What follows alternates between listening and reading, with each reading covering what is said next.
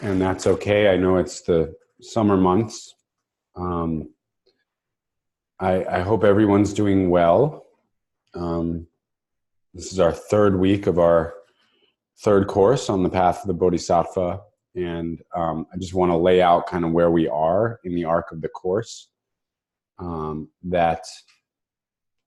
This week and next week, we're going to be working with framing the Bodhisattva path in terms of two different extremes, you could say, of misunderstanding what the Bodhisattva is trying to do, trying to practice, trying to awaken to, and trying to accomplish. This week we'll focus on the notion of idiot compassion as a way of talking about relational bodhicitta, you could say. And next week we will talk about spiritual bypassing as a way to get into the teachings on emptiness and ultimate bodhicitta. And then we're going to get into a little bit more of the classic texts in the fifth and sixth and seventh week as a way of kind of deepening our understanding of where all this stuff comes from. We'll talk more about the Bodhichara Vatara, the text from Shantideva that outlines the 6 paramitas or transcendent practices of the Bodhisattva. We'll have a guest lecture on the Heart Sutra by Dr. Shante Smalls in our 6th week. So in some ways, I'm remembering that we could have arranged the topics of this course in reverse. In other words, this week and next week, we're really going to get into kind of, I would say, problems or obstacles that the modern practitioner faces when trying to really realistically take on the Bodhisattva path. And we're starting there and then maybe going back into some of the sutra and teaching history of these practices. But I think it's really important, especially having laid out last week just how vast and really impossible the Bodhisattva path is, to get into sort of our experience as modern practitioners who really are. I trust that about everybody who's online right now and everybody who's listening after the fact, that we really are trying to be compassionate, grounded, content, but available for others and available to the suffering of this world. I trust that nobody here is trying to become more narcissistic, more self-absorbed, more neurotic, and more what about me through these practices. We just have so many examples right now of almost caricatured levels of self-absorption. So we really have to look at the dangers that we face as we try to take on a compassionate life and a compassionate set of practices. So that's what we're going to work with. And these are two of my favorite topics from modern Buddhism, idiot compassion and spiritual bypassing. So hopefully we'll have a lively discussion. So why don't we begin by transitioning towards our seat, and we'll do a little bit of Tonglen meditation together. So take the next minute or so to find your online Buddhist studies meditation seat and arrive.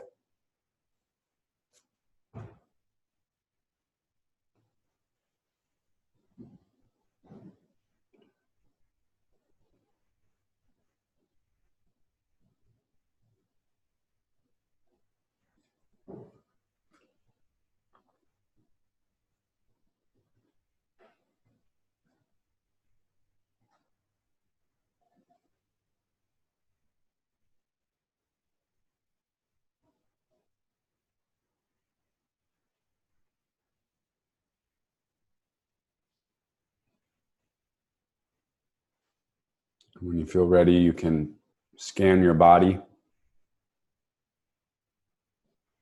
approaching this balance of upright but not uptight.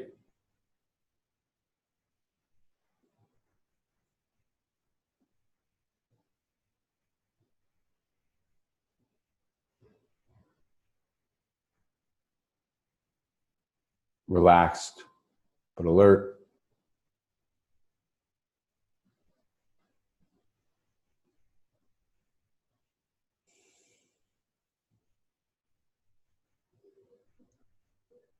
Grounded but confident.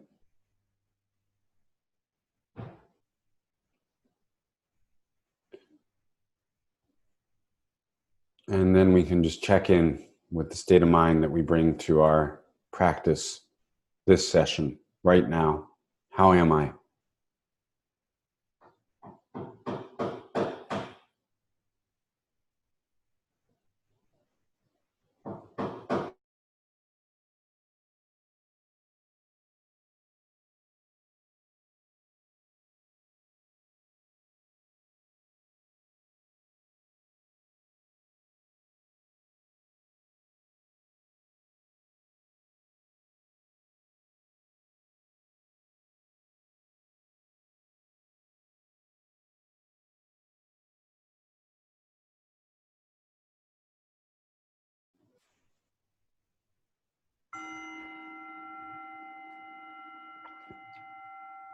As the gong brings us into our sense perceptions, we can start to find the breath, just calm abiding for a few minutes before moving into Tonglen.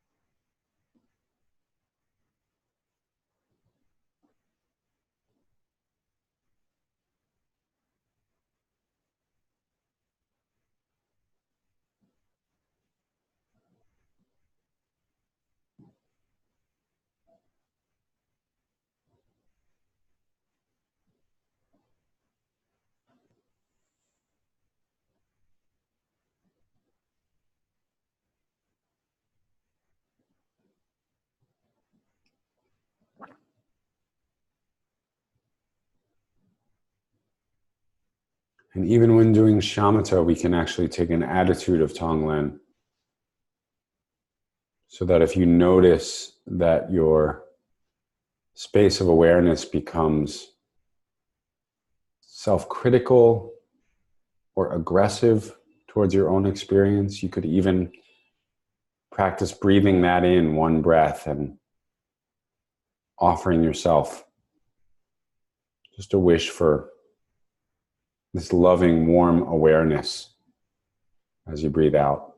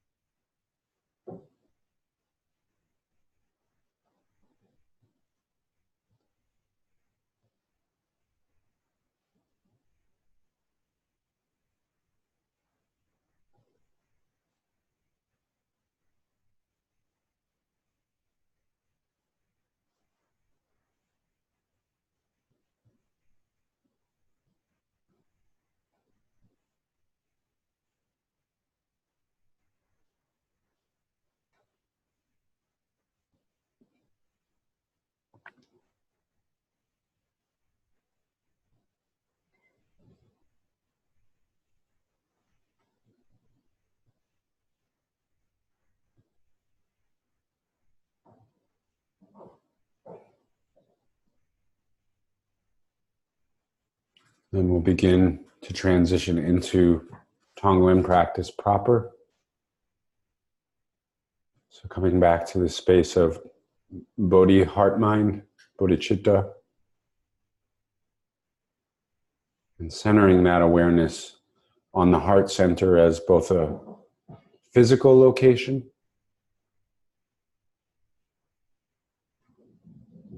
as well as a kind of energetic center. So this allows us to have a place to associate with Bodhi mind, even though it's not really a place. And this also allows us to connect with the quality of awareness that's not just within our skull. It's more embodied feeling awareness, which is what we're working with in these practices. And that awareness is warm, connected, caring, but it lets things arise, dwell, and pass as they need to. It's not attached.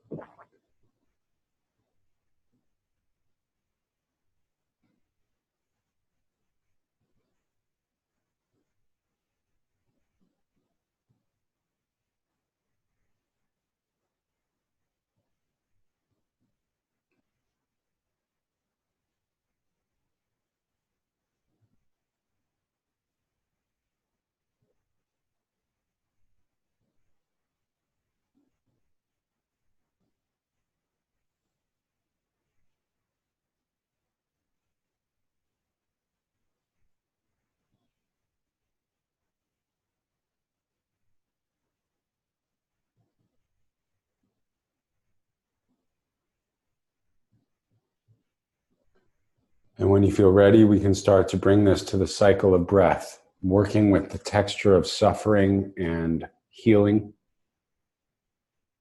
So as you breathe in,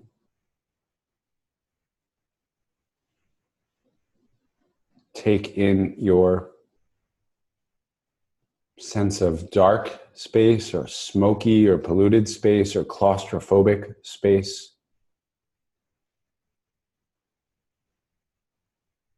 And that moves through a body that's light and porous and not so solid. And as you breathe out, there's a sense of offering, perhaps from your breath, perhaps from your heart center, or just all the pores of your body, a purified texture, open, healing texture, light perhaps. In Tibetan Buddhism, compassion is often associated with the quality of moonlight. Warm, healing, but not too hot.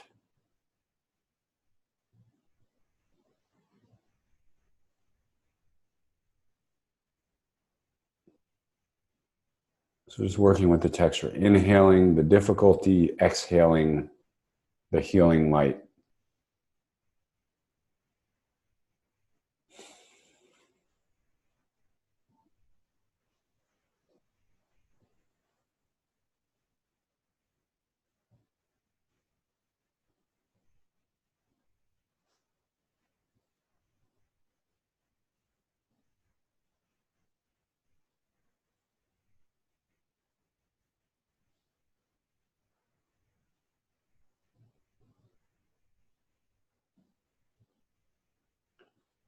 And then let's start to practice Tonglen for ourselves. This is one way to avoid idiot compassion, is to make sure that we are always included in our compassion practice. And again, that's not just a modern thing for confused Westerners. It's in the classic Tonglen teachings to begin the practice for yourself. So breathing in whatever your current struggle is. And see if you have a tendency to belittle your struggle. See if you can breathe it in anyway. Or breathe in the suffering that comes from belittling your own suffering. And then breathe out whatever might help, whatever reminder, whatever validation, whatever object. And if nothing comes to mind, just breathe out towards your own self-image, the same quality of healing moonlight.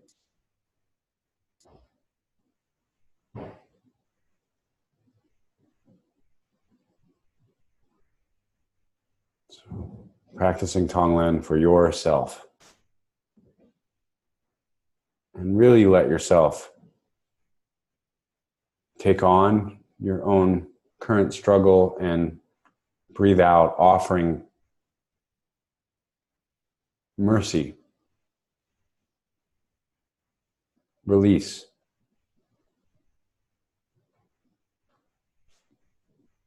No sentient being deserves to suffer.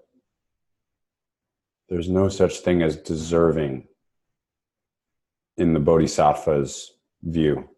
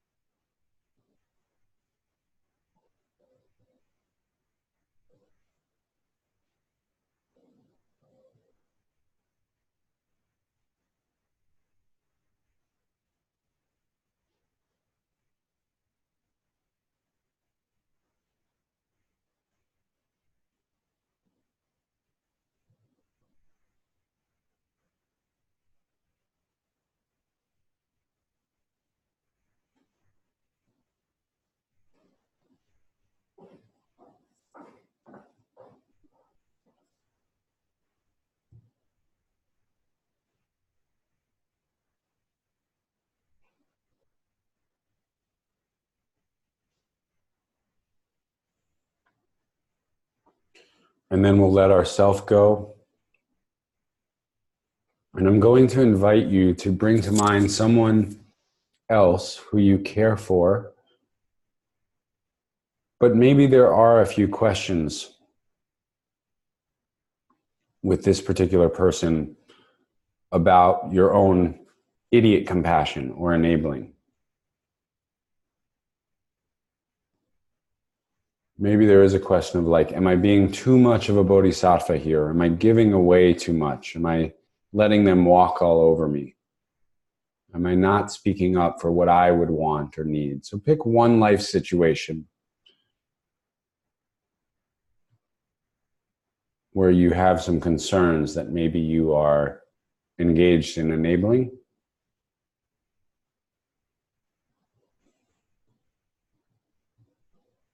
And just see if you can do this practice for that person, for that being. Breathing in their struggle and breathing out whatever might help. And that's key. What might help? Can I offer that as I breathe out? So doing practice for someone we care for, but we might have some qualities of idiot compassion in how we're relating to them.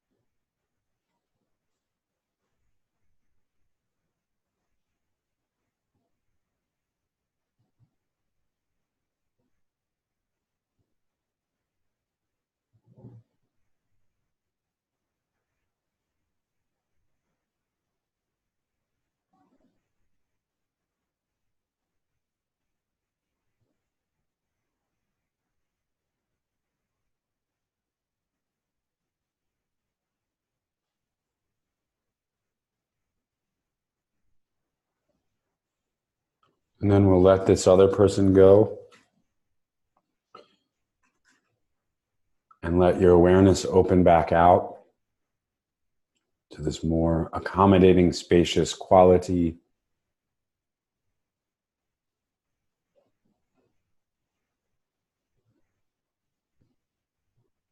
Sometimes when we get overwhelmed by our experience, or overwhelmed by emotion, or overwhelmed by practice, there's this sense that the mind is small. So ultimate bodhicitta is sometimes referred to as big mind. Literally like increasing the square footage of our awareness. Just so that whatever is arising, whatever feelings arise doing this practice for ourselves or our other person, they're in a larger space of mind. And we just rest in that space for a few moments to close.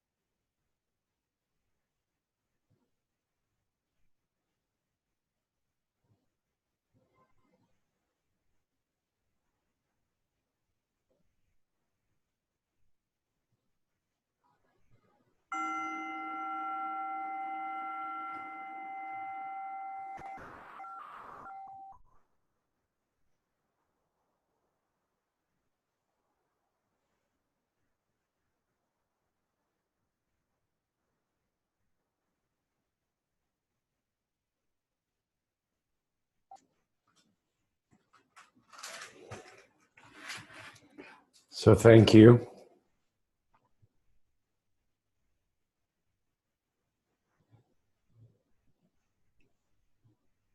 You can reorient if you need to our talk and discussion period. Thanks for your practice.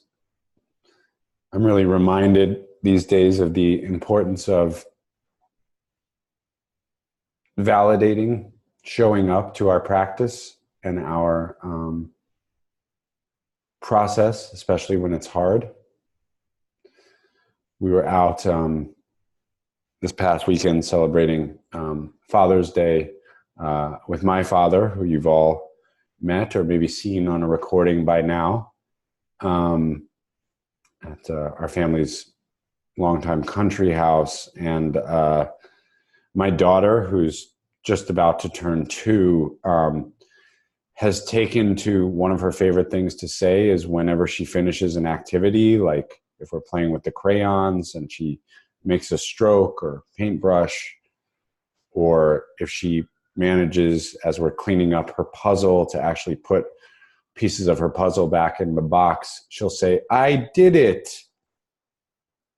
And it's really sort of sweet and straightforward. And part of you goes, you know, yeah, you did it, right? It's not that big a deal. And the other part of you goes, that's really important for a person to be able to validate their own effort.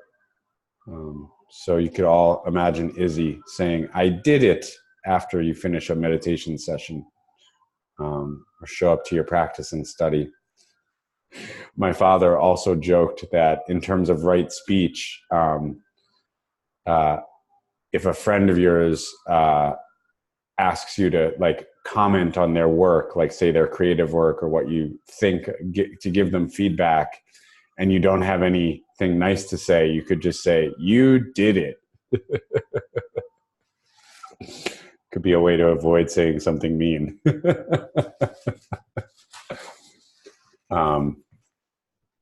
But now I'm going to know if my dad ever says that to me. So tonight's topic, I think, is I have so many conversations about this topic along the path of compassion, the bodhisattva vow, etc. It's such a crucial topic. And it's something I think we'll all find ourselves struggling with and falling into, maybe painfully. Maybe in some ways that we feel like actually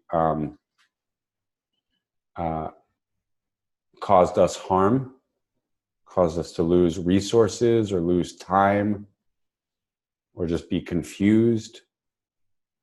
Maybe even in some ways, idiot compassion, we feel like it causes us to do something that's harmful to someone else, you know. And the way I think of the origin of this particular problem of idiot compassion is you want to be a bodhisattva so badly. You want to be a compassionate being because your heart starts to open with the suffering of yourself and the suffering of others.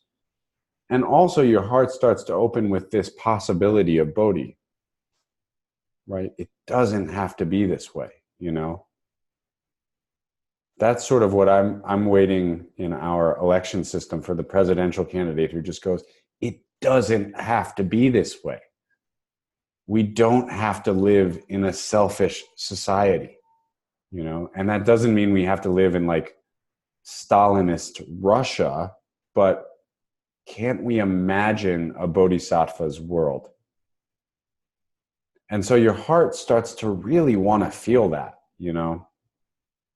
Is anybody feeling that these days? That you're feeling your kind of almost your bleeding heart coming through your Tonglen practice? Just like, I really would like sentient beings to experience less suffering. I'm feeling it a lot these days, but you know, I teach this stuff and I'm also a triple Cancer. So there you go. Might just be my astrology. And what starts to happen is that you start to identify with being a bodhisattva and being perceived as a bodhisattva. It's almost like the bodhisattva vow, rather than being this means of liberating ourselves from egoic tendencies, it almost becomes that seventh consciousness, right? Like, I am a bodhisattva, I benefit beings, and I really need to be seen as a bodhisattva, you know? And it becomes almost a little bit of a fixation, a little bit of a holding on, right? And that's the thing about, we recognize as we study non-self, as we study emptiness, which we'll start to bring back around and get into next week, and definitely in week 6, we can really fixate on any identity, even a positive identity, even a completely idyllic, loving identity can become an egoic fixation. And so the notion is we go out to help, and because of our egoic and karmic fixations, we end up not being helpful. We end up actually perpetuating cycles of samsara. Right? So the bodhisattva vow, that commitment to love and compassion for self and others, kind of turns against itself, and we end up enabling samsara through the sort of outer shell of bodhisattva imagery. And so my kind of understanding of this has evolved out of my own path. You know, studying a bit, a lot of Buddhist psychology and spirituality, studying a bit of Western psychology, and just talking to countless others who are struggling with, like, I think I might be getting taken advantage of as a bodhisattva, or I think I might be harming others as a bodhisattva. And what do I do about that? So the other thing I want to say is this term, idiot compassion, was coined by Chogyam Trungpa. And I think he was pretty mischievous in his use of the English language. And I think this term can be misunderstood because it's not you are an idiot for thinking you could be compassionate, right? It's not a critique of us. It's that I think he meant this as a humorous term, like dope, I did it again, idiot compassion.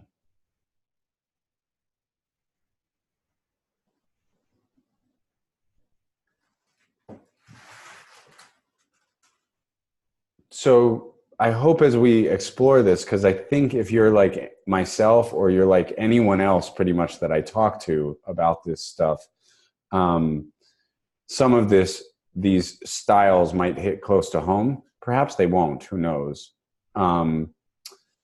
But if we could keep a sense of humor about it and realize that this is just one of the obstacles along the path to benefiting self and others, I think that's the best way to explore idiot compassion. And the other thing about these four styles is that as I came up, so these four styles are my kind of structural framework. So they're by no means comprehensive, but they seem to be, in the work I was doing, working with students and colleagues and my own path, the most prominent or prevalent. And they each have to do with misunderstanding some aspect of the Mahayana Buddhist or Bodhisattva teachings. And so we'll get more into those teachings as we get into the paramitas, but for each of the four styles, I'll name what the Bodhisattva quality that's being misunderstood is. So the first style of idiot compassion is what I like to call, and some other people have actually called, doormat compassion, or being a doormat.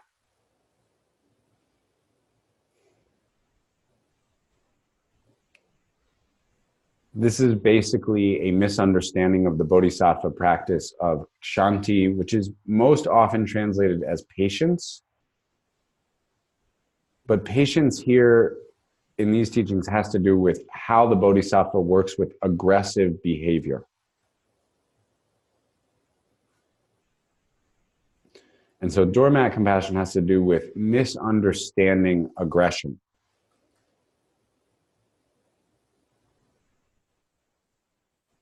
And so what do we do to be actually helpful, to actually reduce suffering when confronted with another person's aggression,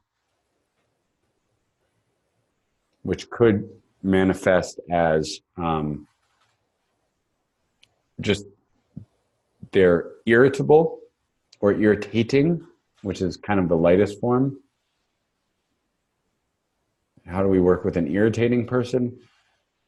It could be that we're working with somebody who's manipulative. You know, I always like to think, how does a Buddhist negotiate a contract? It's really important for a Buddhist to know how to negotiate a contract. And if the person who's negotiating the contract is aggressive and they know we're a Buddhist and we ask for something and they want to treat us like a doormat, they might say, that's not very Buddhist of you to demand something or ask for something.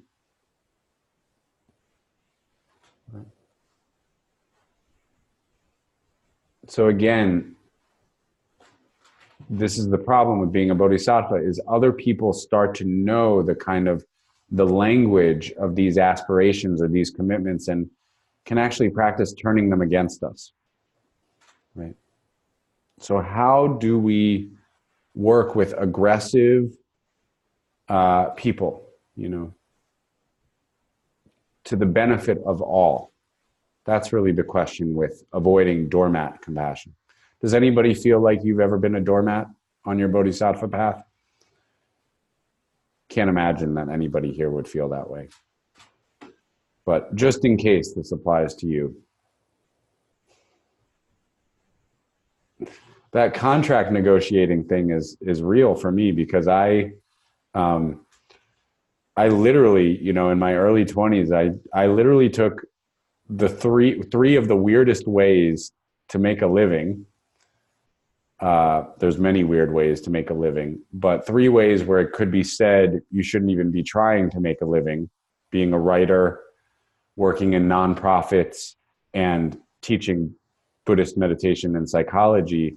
And I tried to combine them into one living, right?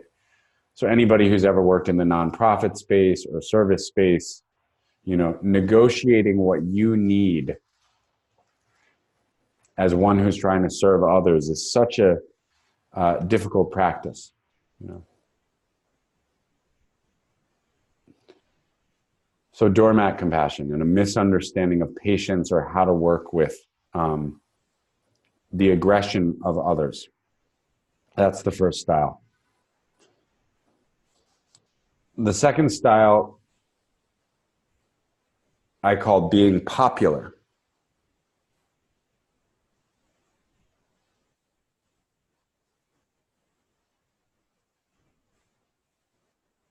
Right. So I think of this is a really interesting one in this day and age,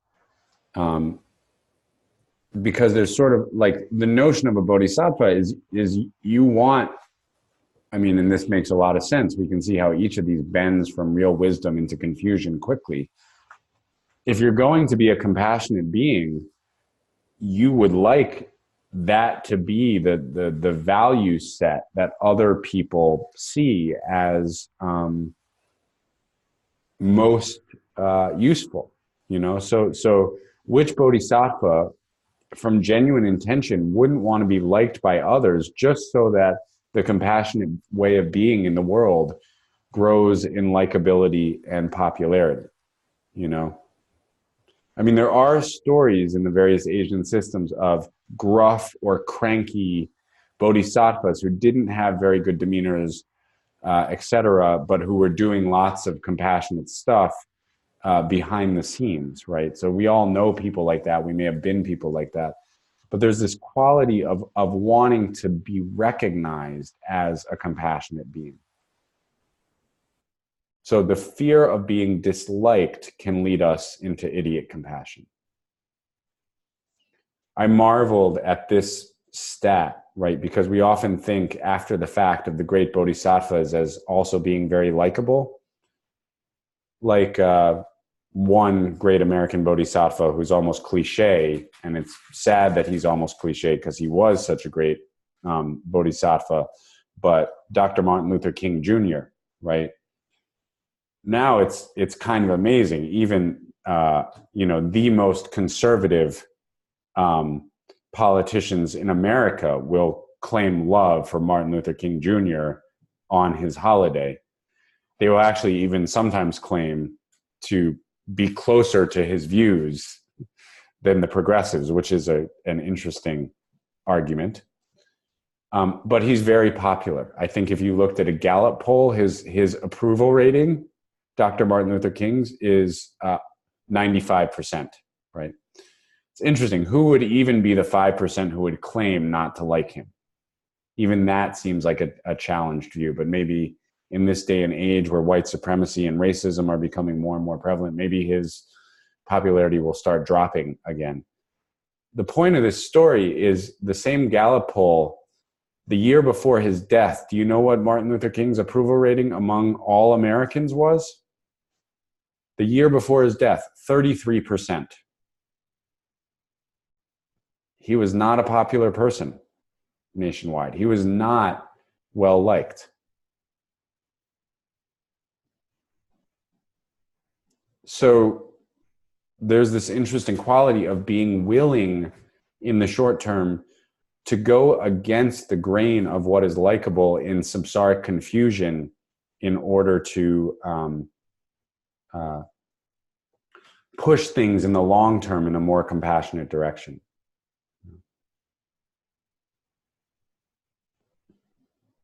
So idiot compassion often comes because we feel we need to make a choice that is liked by others. And this could be a broad group of others, or this could be very specific others. It could be, I need my teacher to approve of me. I definitely have engaged in that idiot compassion, without a doubt.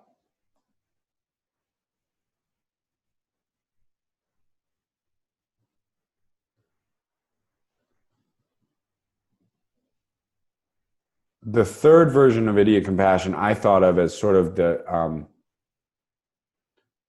and had a lot of conversations about this one too. I called it making nice. But making nice actually refers to how we handle the discomfort of a conflict that we are witnessing.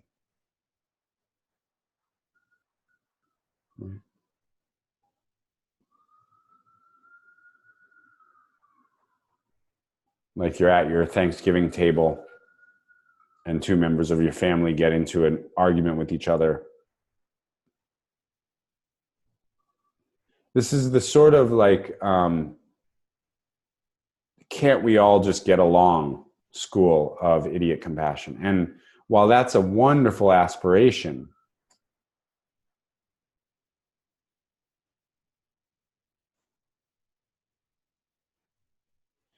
it often misses some underlying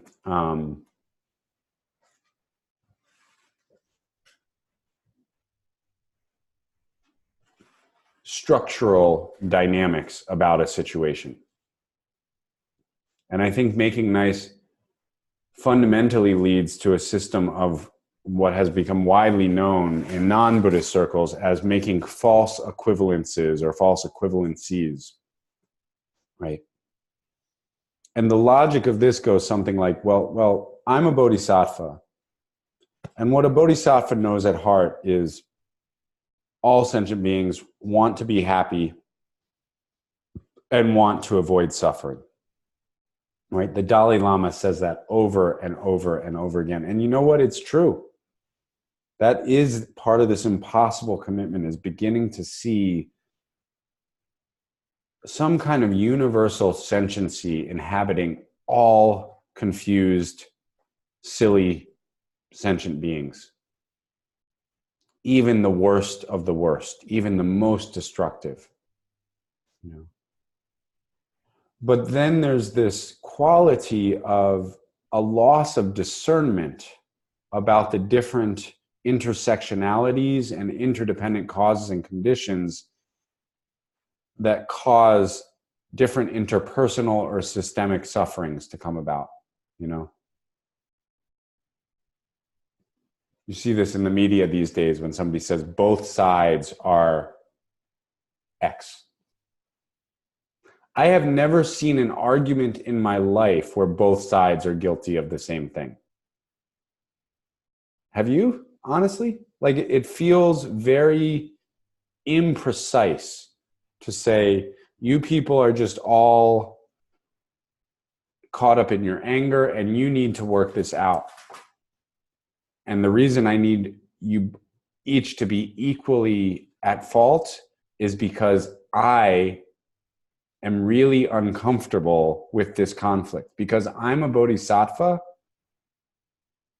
and I go around resolving conflicts. And the fact that there's this conflict near me, it kind of tarnishes my reputation as a bodhisattva. You know that feeling where there is that family fight and part of you just starts to, like, especially if there's a non-member of the family present, right? That's when it becomes really embarrassing. Oh, I hope they don't think that I'm part of this conflict or part of this confusion. Does everybody know that experience of a family argument breaking out and you're a member of the family and you have a non-family member present? Yeah, the peacemaker. That's another way of looking at the That might actually be a better title, Dara, if you could go back and write that chapter of The Road Home for me, for the Making Nice style of idiot compassion. I actually like that more. It's the beautiful thing about Sangha. Oftentimes the Sangha really evolves teachings and concepts. So peacemaker. Right. So managing conflict, and usually the way we manage conflict is to lose discernment about the causes and conditions that bring about that conflict. And it's usually because of our discomfort too, you know. I would say this also really dominates our political space, that people think being a centrist is the most Buddhist way to go. And I want to say, if you are dealing with two equal and opposite extremes, that's true.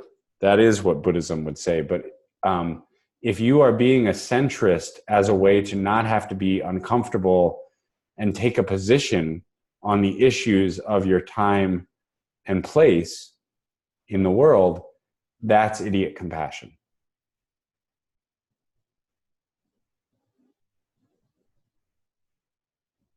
And some of this also comes, I want to say that idiot compassion can be quite subtle, because sometimes it comes in that family dynamic, the peacemaker that's being mentioned, because we really do actually empathize with all the parties. We really can see where they're coming from, you know? And so there's something about that wish of, oh, this could resolve. This could heal. Beings could be free of suffering. That also has to meet the feeling of, it might not resolve.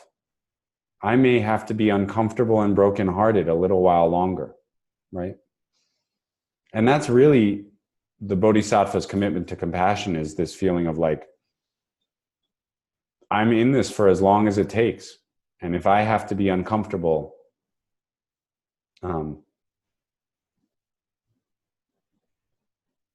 that's okay. I hope we're getting to realize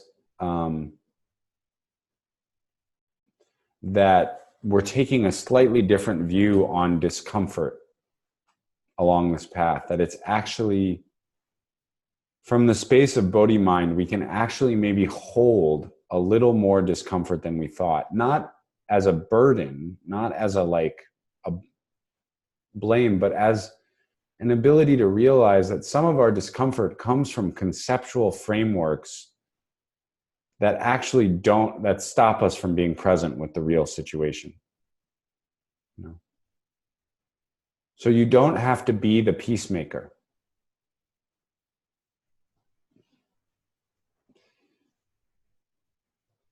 Unless that really makes sense to be your role in the situation.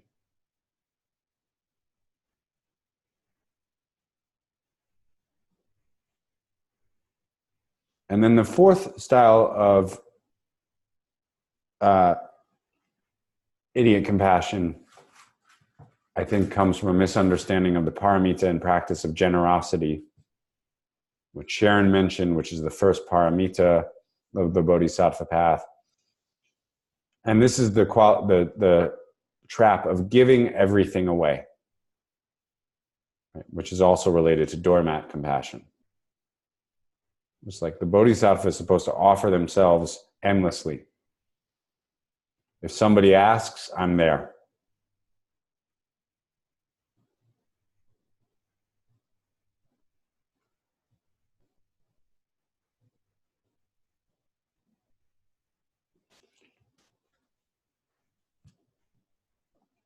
It's interesting, just thinking about this related to the history of receiving the Buddhist teachings.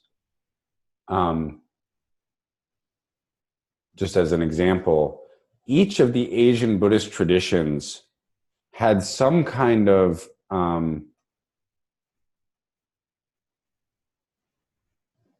ceremonial exchange or dialogue by which a student could begin to receive teachings, right? There's stories of people having to sit outside of the monastery for hours or days to receive teachings. There's stories about how you request teachings from a teacher, right?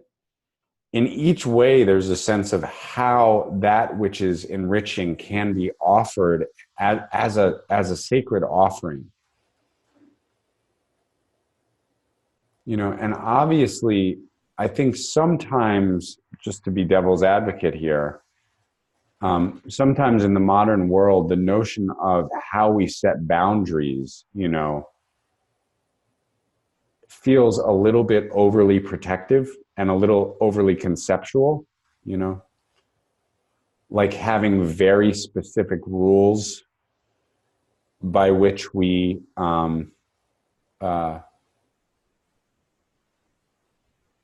give money to homeless people who ask for it, you know, having very specific rules by which we volunteer, you know.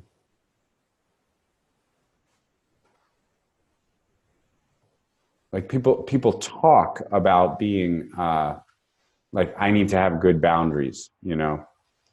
And sometimes there is this quality of like, let's just show up and see what might be offered.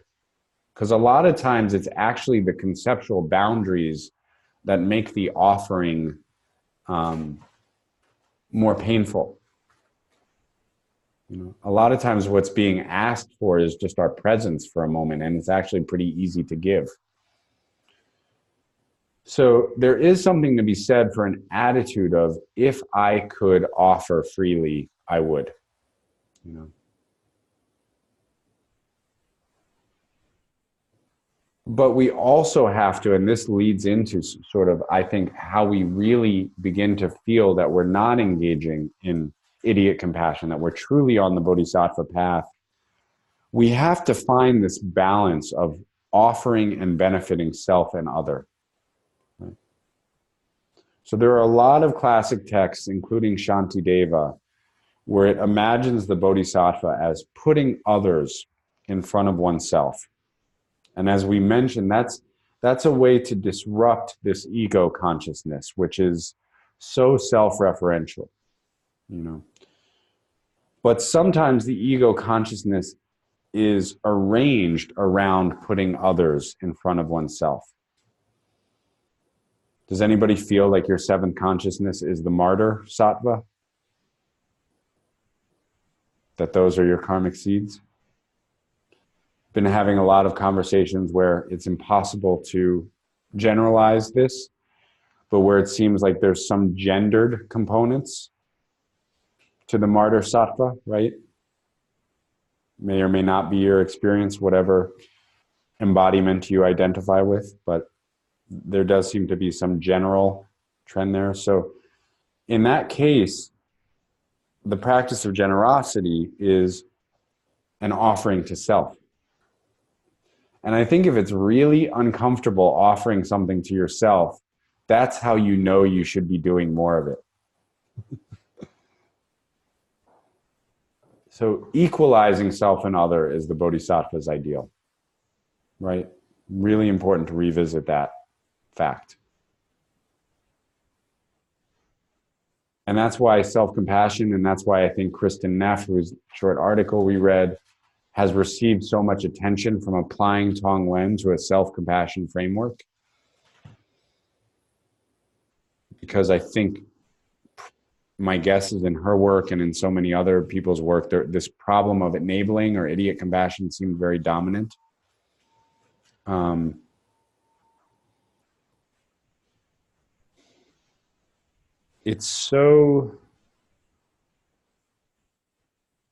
I think it's so crucial to eventually take on the bodhisattva vow, but it's also so crucial to remember that that is our journey to liberating ourselves from suffering.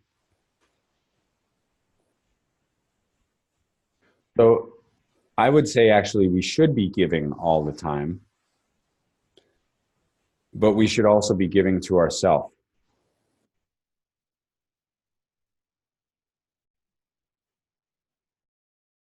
It's very different if you're um,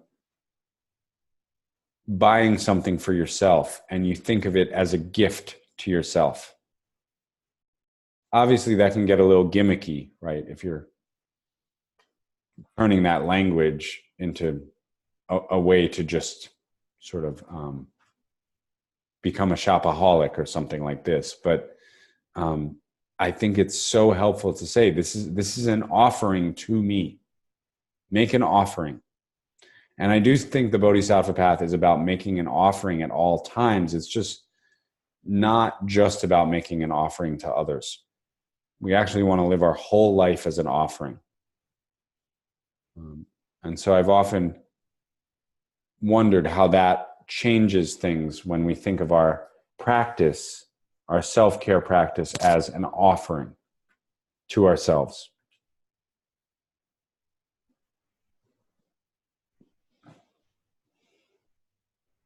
So let me see if there's anything else I wanted to say.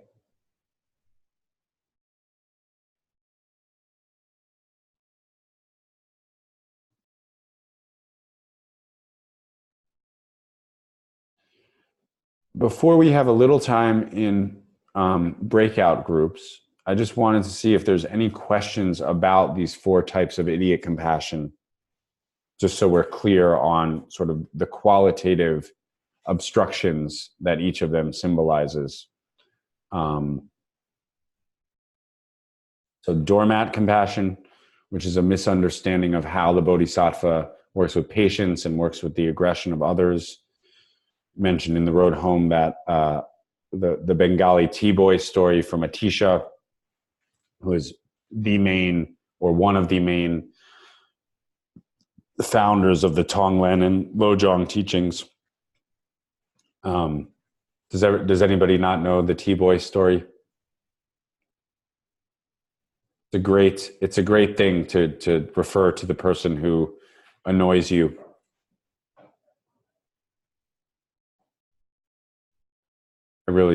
I really want there to be a Wes Anderson character at some point in a Wes Anderson movie called The T-Boy. So doormat compassion, being popular, which is the fear of being disliked and feeling that tarnishes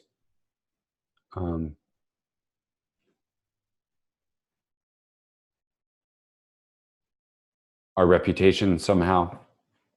The third one I called making nice, but I like peacemaker, idiot compassion, which is a fear of conflict or a discomfort around conflict, an unwillingness to let conflict be unresolved, even when it's more helpful.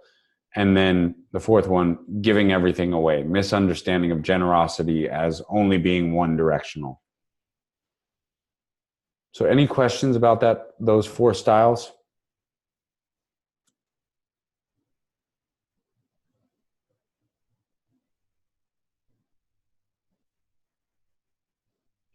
Do these resonate as things you've had to work with? Things you are currently working with?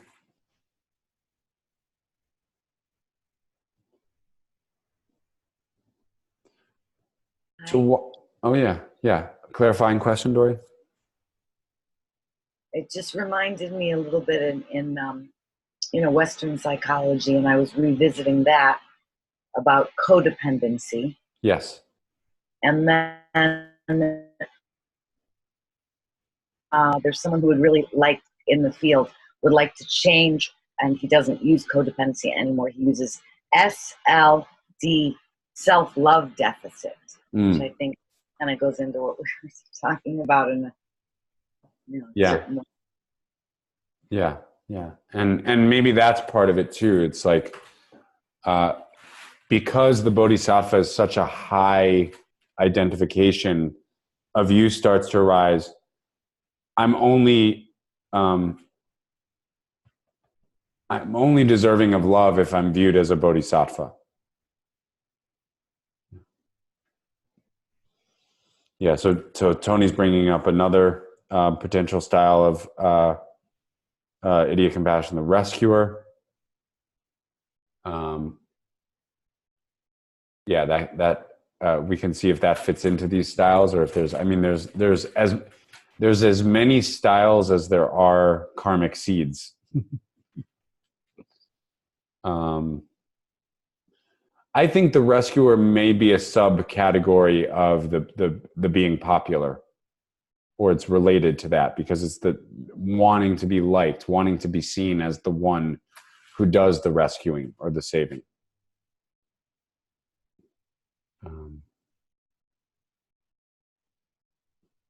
So why don't we break up for just 15 minutes? Because I also think this might be a rich discussion, to have a little more time for group Q&A. But for 15 minutes, we'll break up into breakout groups. And I came up with a few prompt questions, which I'll just post in the chat box, which I believe there was a question about whether or not you actually can access the chat box in the breakout rooms. I believe you can, but if you can't, let me know. So the first question is, does any of these styles of idiot compassion resonate with you the most? What could liberation actually look like if we're vowing to do the impossible for as many lifetimes as it takes? And is there a specific reminder that helps you work with idiot compassion in your own practice in life? So we'll split up into breakout groups. You can also work with this in a journaling or contemplative environment. And we'll split up for just about 15 minutes and then come back together.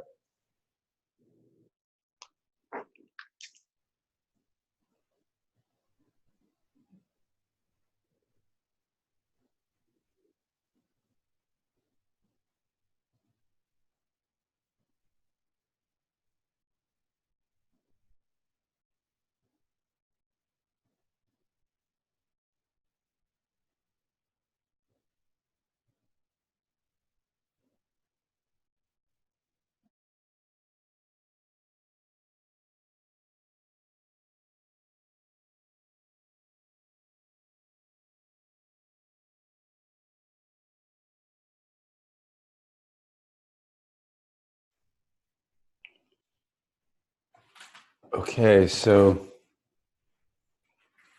we have some time to discuss as a larger group idiot compassion, self-compassion, having good boundaries along the bodhisattva path, other styles of idiot compassion. There are oh so many. The savior, yeah, that's a good one too. I do think it's related to the being popular one.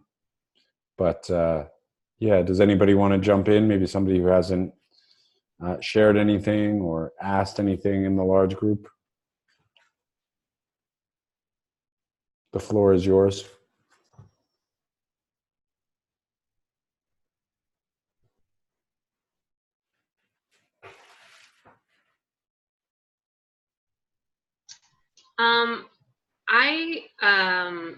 I was saying to the group at the end that I think sometimes what gets in the way of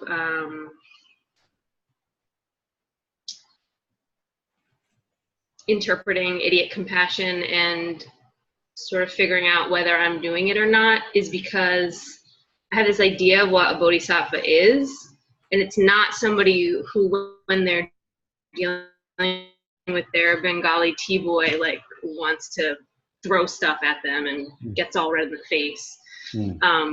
So it's hard. We also were talking a little bit about like what exactly does it look like when you're a bodhisattva in the world. And so I think sometimes my my idea of what that person is not how I feel. Even if in that moment when I'm feeling really angry, I actually just leave the room, which maybe is the right thing to do. The fact that I got all bent out of shape kind of ruins it or something. Right. You already failed at being a bodhisattva. Yes. Right? Yeah. Yes.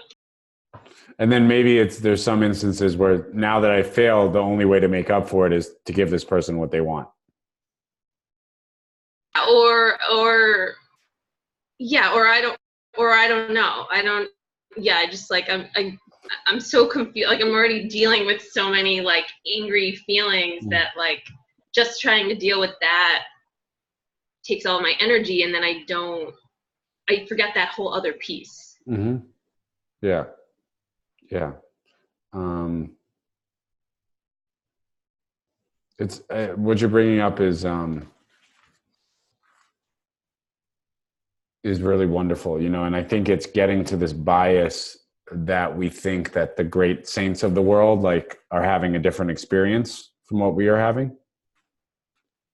And I think there's a real, in some ways, I think there's in Buddhism, there's a kind of like Orientalism that comes about, like, oh, the Dalai Lama must be happy because he's an Asian man and he's smiling, etc. There's this story of, I can't remember which conference it was at, but the Dalai Lama was on stage with a man named Paul Ekman. And Paul Ekman, I think he was a criminologist and psychologist, but he basically was the one who noted that across cultures, there are certain facial expressions that represent certain emotional responses no matter what. And actually his depiction of the core emotions was, if you ever saw the Pixar flick, which is one of my favorite mind flicks of all time, Inside Out, where it's in like a 12 or 13-year-old's head and the different emotions play the characters. So that was based on Paul Ekman's depiction. But he was on stage with the Dalai Lama and he said, like, across every culture, there's certain facial expressions that represent like disappointment or frustration for one. And he actually caught the Dalai Lama a couple of times. He said, "You're frustrated right now." Right.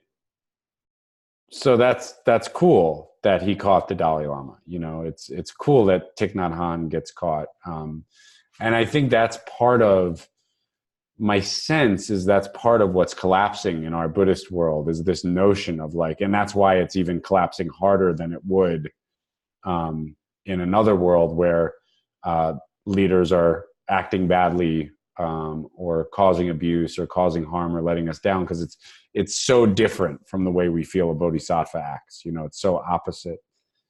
And I really think we have to take this view that what the bodhisattva is doing is working with their emotional response, you know. So you can't actually, and we'll get to this when we get to the paramitas, but you can't actually practice patience unless you're frustrated.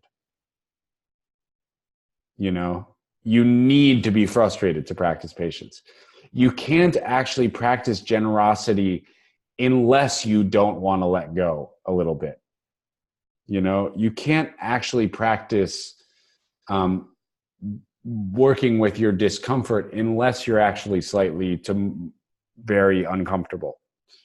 So I think really have to shift the view, and this is a long-term process because it's such a subtle and hard view to shift, that from like the great heroes are not the ones who don't feel what we're feeling. The great heroes have found a different way to work with all the same human material, you know, but it's literally not different human material. It's the same set of emotions. A Buddha, supposedly, she, he, they experiences the same emotions that we experience. It's just they're transformed into this free-flowing and aware state so that they become wisdom energy rather than confusion.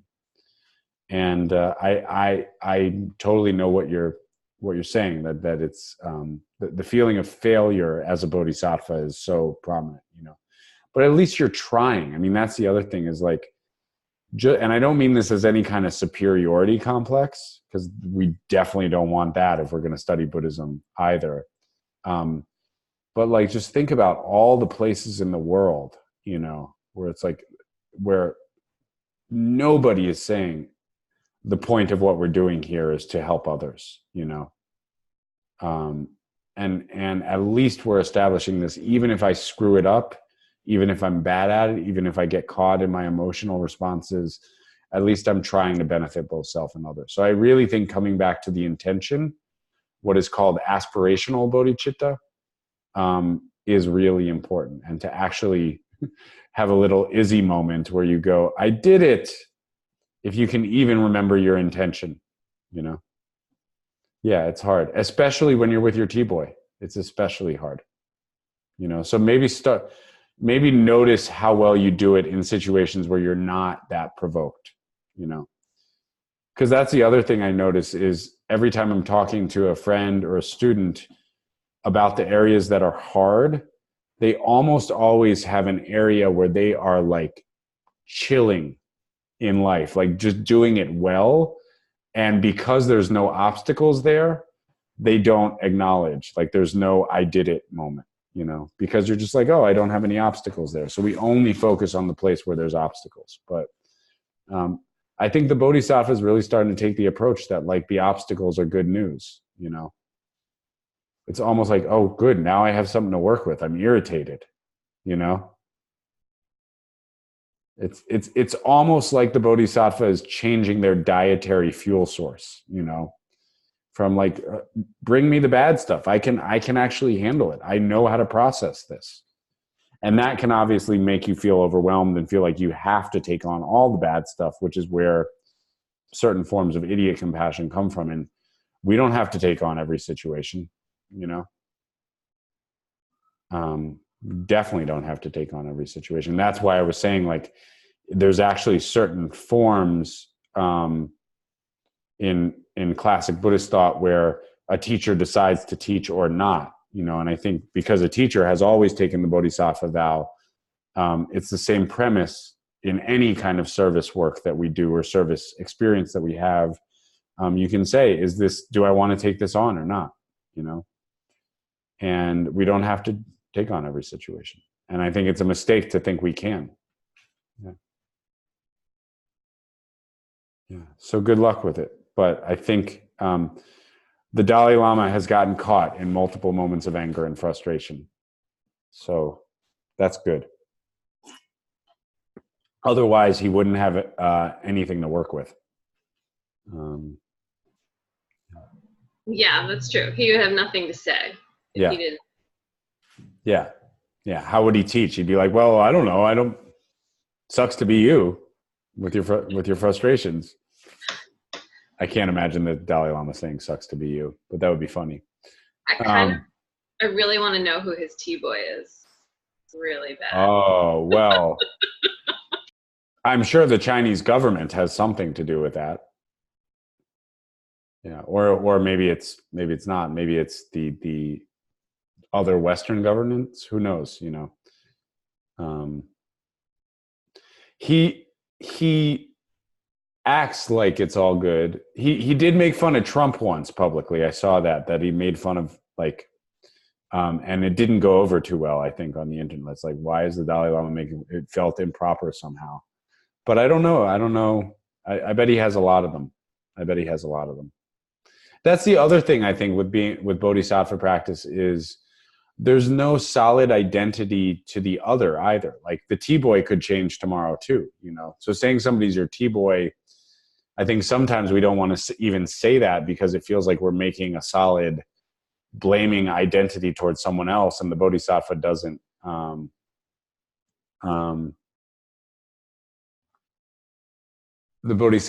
solidify identities. But your T-boy is probably going to change, you know? That's one of the greatest parts of this practice, when somebody annoys you who didn't used to annoy you and somebody doesn't annoy you anymore, you know? I used to have a boss who, when we said we have a problem, would say, we have an opportunity. We would then say, well, we have a big opportunity. Yeah, that's a kind of dharmic reframing, which, depending on your state of mind, can either be bringing it to the path or can sound pretty annoying, you know? Sometimes when we use overly dharmic language, we become other people's T-boys too. So we have to be aware of that as well. But yeah, the framing obstacles in the language of opportunity is part of what the Bodhisattva does. But then you also get to say, do I want to take on this opportunity right now? You know, you don't have to take on every obstacle. You don't have to take on every opportunity.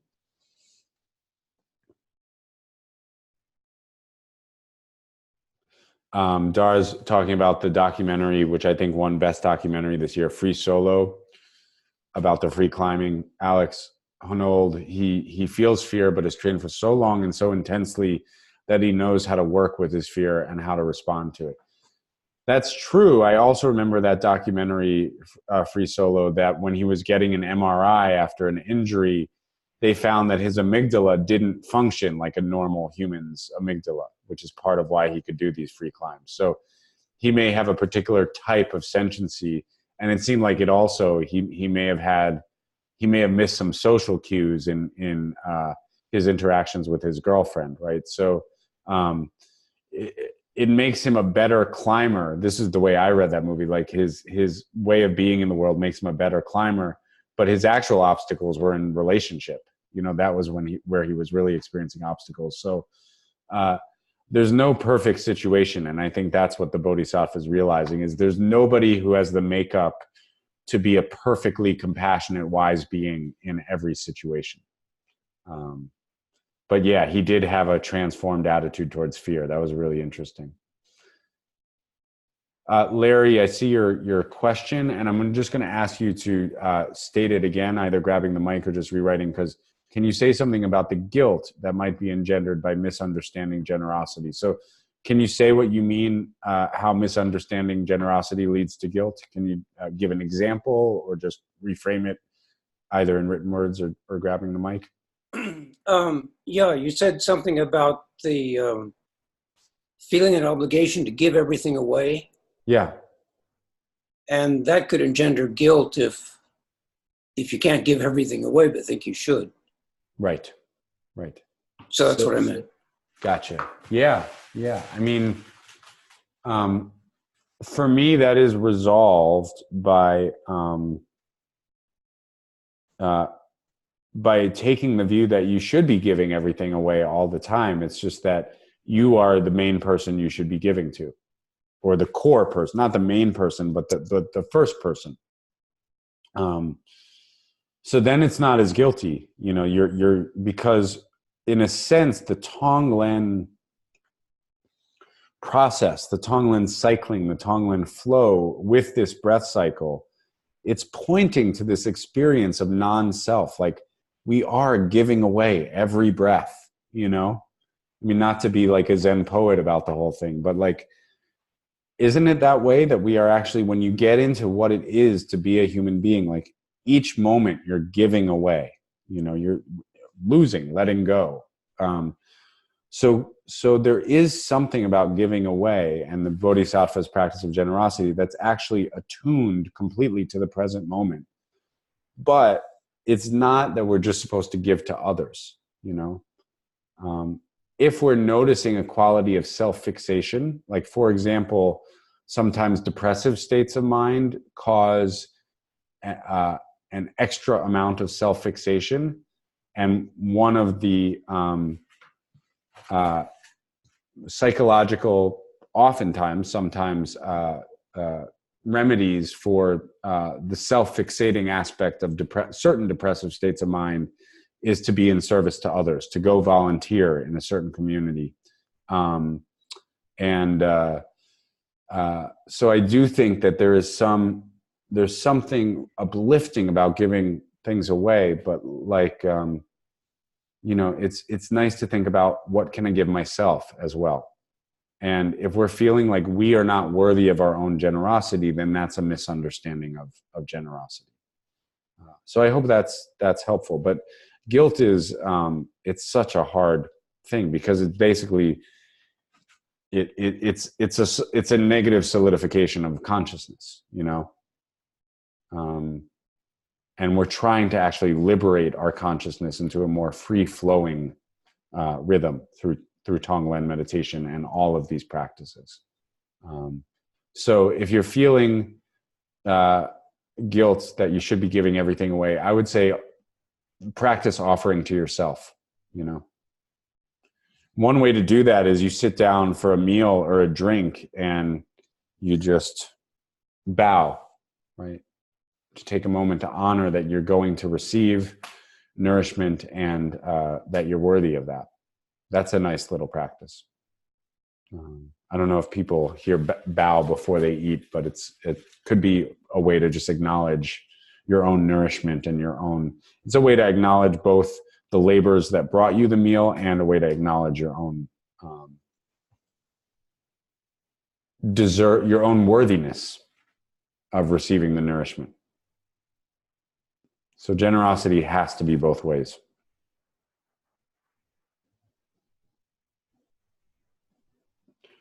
One last question, comment, insight before we do a closing meditation.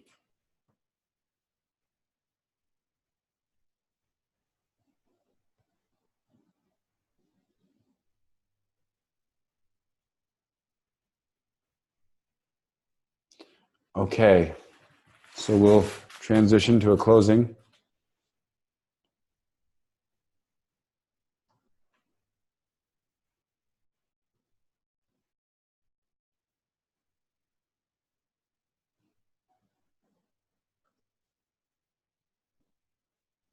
So come into your seat.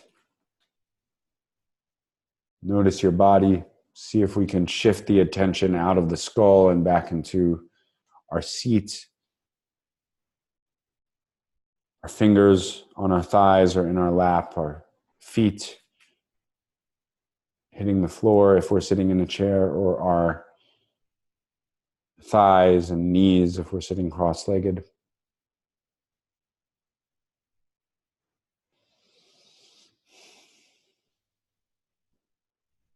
Check in. Just notice how this material tonight has connected with you.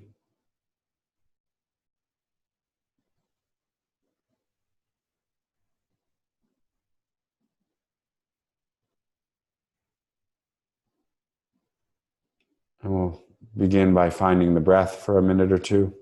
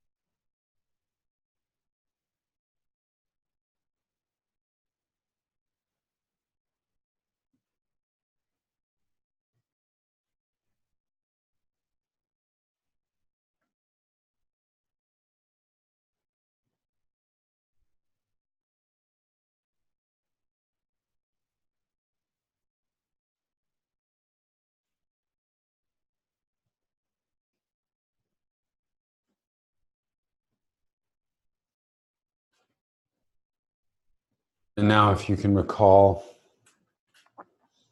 that situation again, yourself and that other person where you feel like perhaps you're engaging in one of the styles or another style of idiot compassion or enabling.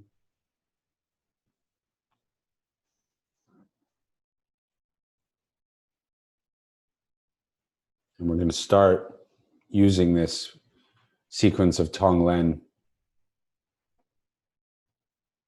briefly flashing on that open heart space again. And as you breathe in, just starting to take on your own suffering in this particular situation.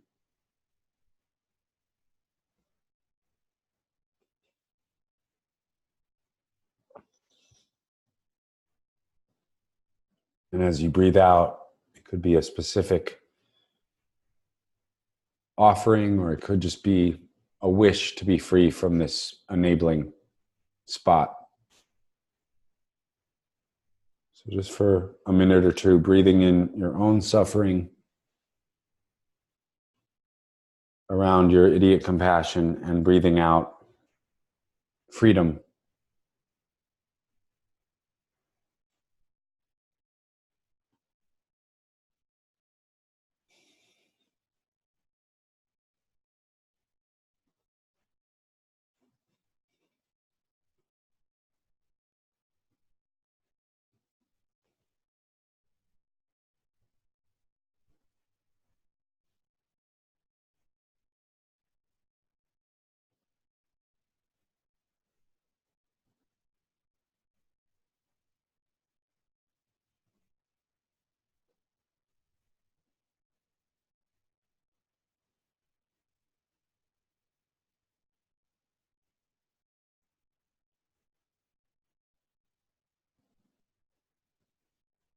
And then we can bring to mind this other person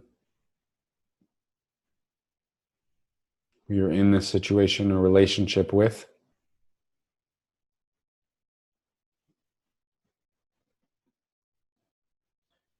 And it's not about shutting them off from our compassion as we breathe in. We still, in this safe space of practice, breathe in their confusion. But as you breathe out, contemplate what is truly helpful. What is truly helpful to self and other?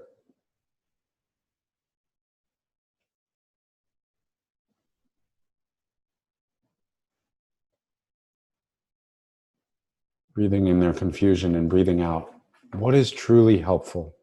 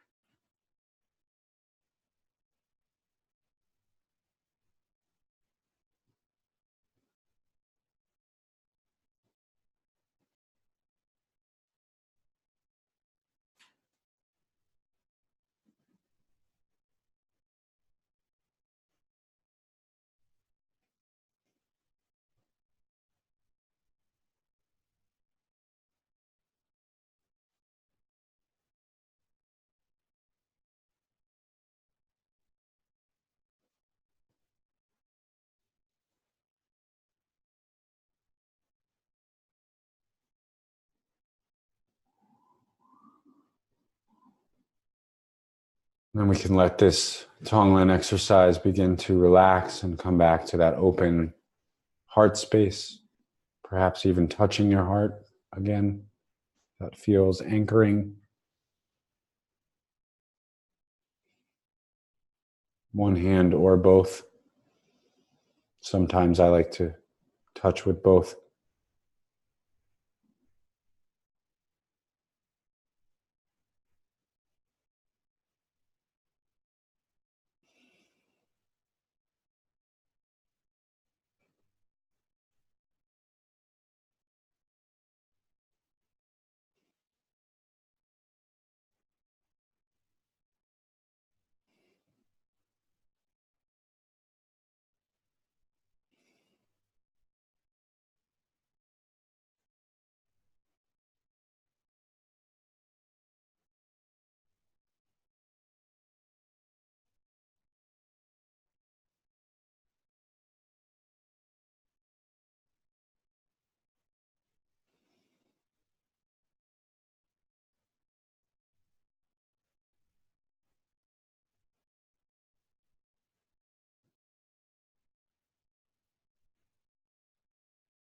We can start to let the practice go as the gong rings.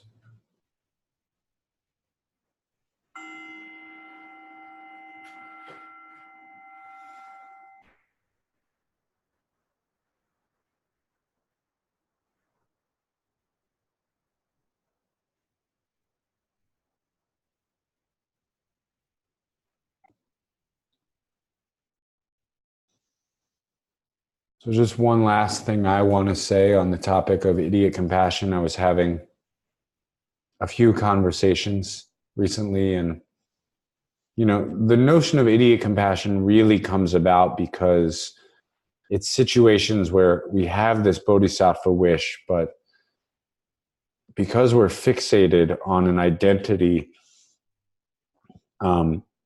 both self and other are not helped.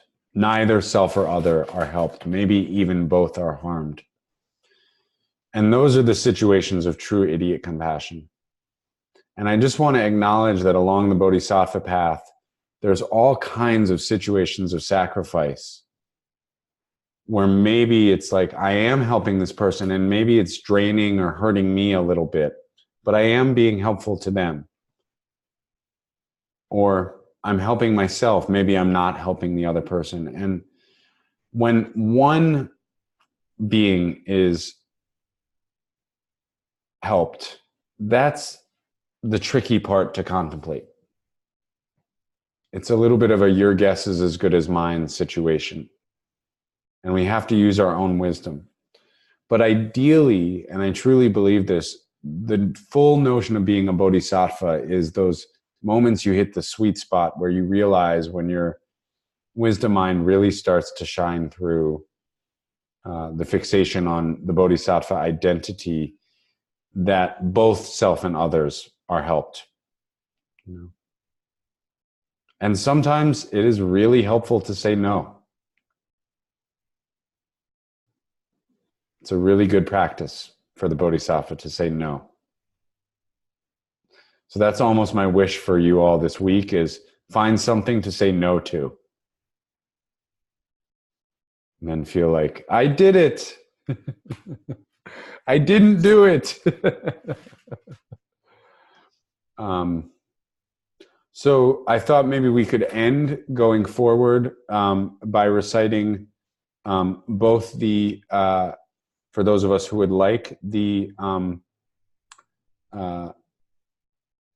7-day meditation vow, if you'd like to do that, if that's already part of your practice, or you want to make it part of your practice. And then also to recite this impossible aspiration, but beautiful aspiration of the 4 great vows of the Soto Zen tradition.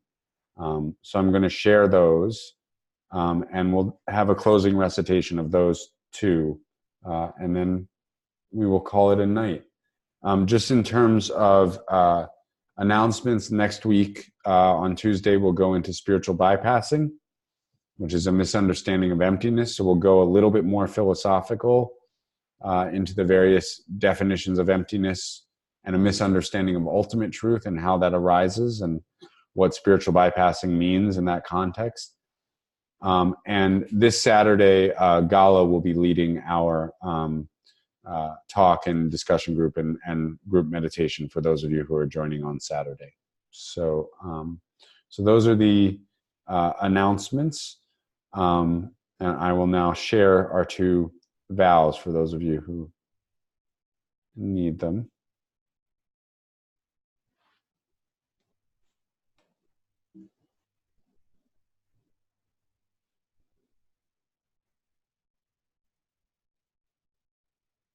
Okay.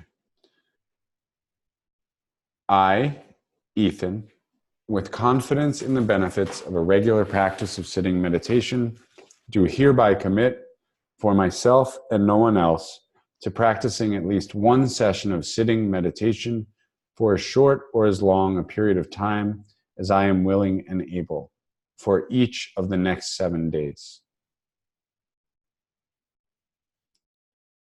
Sentient beings are numberless. I vow to save them. Delusions are inexhaustible. I vow to put an end to them. The dharmas are boundless.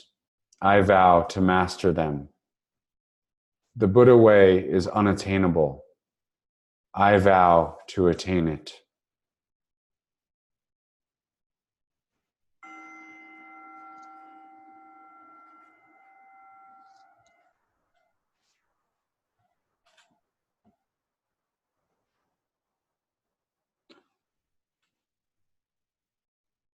Thank you all so much. I hope you can hear the toddler's I did it voice in your head whenever you succeed in a moment of meditation or compassion. And we'll see you Saturday or next Tuesday. So have a great week. Bye-bye.